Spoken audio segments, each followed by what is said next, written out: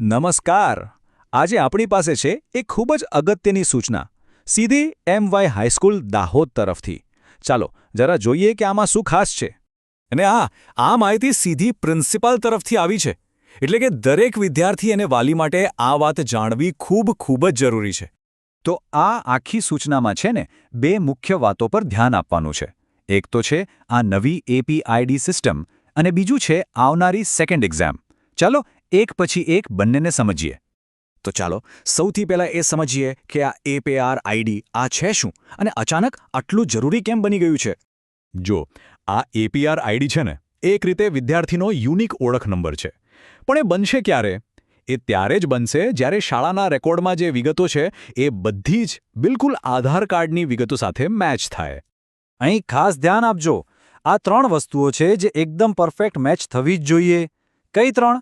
વિદ્યાર્થીનું પોતાનું નામ, પિતાનું નામ અને જન્મ તારીખ. આ ત્રણેય વિગતો સ્કૂલના રેકોર્ડ અને આધાર કાર્ડમાં એક જ હોવી જોઈએ. જરા પણ ફરક નહીં ચાલે, એક અક્ષરનો પણ નહીં. તો પછી સવાલ એ થાય કે માની લો કે ડેટા મેચ નથી થતો, તો શું? ભૂલ હોય તો કરવું શું? ચિંતા કરવાની જરૂર નથી. શાળાએ આના માટે શું કરવું એ પણ બિલકુલ સ્પષ્ટ રીતે જણાવ્યું છે. ચાલો એ સ્ટેપ્સ જોઈ લઈએ. આખી પ્રોસેસ છે ને એકદમ સીધી છે. સૌથી પહેલું કામ, સ્કૂલ રેકોર્ડ અને આધાર કાર્ડ બંનેને બાજુમાં રાખીને સરખાવો. બધું ચેક કરી લો. જો કંઈ પણ અલગ લાગે તો તરત જ આધાર સેન્ટર પર જવાનું. અને હા, ત્યાં જાઓ છો તો સાથે લેટેસ્ટ ફોટો, બાયોમેટ્રિક્સ એટલે કે ફિંગરપ્રિન્ટ્સ અને મોબાઈલ નંબર પણ અપડેટ કરાવી જ લેજો. અને સૌથી છેલ્લે જે અપડેટ કરાવ્યાની પહોંચ મળે ને એનો ફોટો પાડીને સીધો પ્રિન્સિપાલને મોકલી દેવાનો. બસ આટલું જ છે. પણ આ કામમાં જરાય મોડું ના કરતા.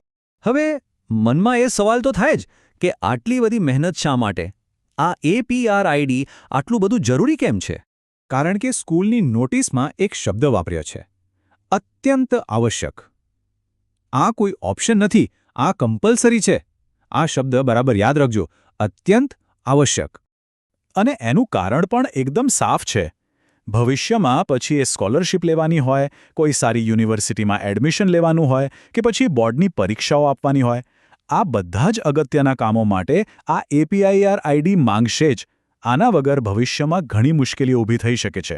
સારું, તો આ હતી એપીઆઈડીની વાત. હવે નોટિસના બીજા ભાગ પર આવીએ, જે પણ એટલો જ અગત્યનો છે, અને એ છે આવનારી પરીક્ષાઓ. બધા જ વિદ્યાર્થીઓ અને વાલીઓ આ તારીખ ખાસ નોંધી લેજો. 16 જાન્યુઆરી 2026. કેમ? કારણ કે આ દિવસથી સ્કૂલની બીજી પરીક્ષા એટલે કે સેકન્ડ એક્ઝામ શરૂ થવા જઈ રહી છે. અને એક વાત બિલકુલ સ્પષ્ટ કરી દેવામાં આવી છે. આ પરીક્ષામાં હાજર રહેવું ફરજિયાત છે, કમ્પલ્સરી. એટલે તૈયારીમાં બિલકુલ ઢીલ ના કરતા અત્યારથી જ લાગી જજો. તો ચાલો આખી વાતને ફરી એકવાર યાદ કરી લઈએ. બે મુખ્ય કામ કરવાના છે. પહેલું, એપીઆઈડી માટે આધાર કાર્ડની વિગતો ચેક કરીને જરૂર પડે તો સુધરાવી લેવાની. અને બીજું, 16 જાન્યુઆરીથી શરૂ થતી પરીક્ષા માટે મસ્ત તૈયારી કરવાની. આ બંને કામ ખૂબ જ અર્જન્ટ છે. તો હવે એ જોવાનું રહ્યું કે આપણે આ બંને જવાબદારીઓ માટે કેટલા તૈયાર છીએ.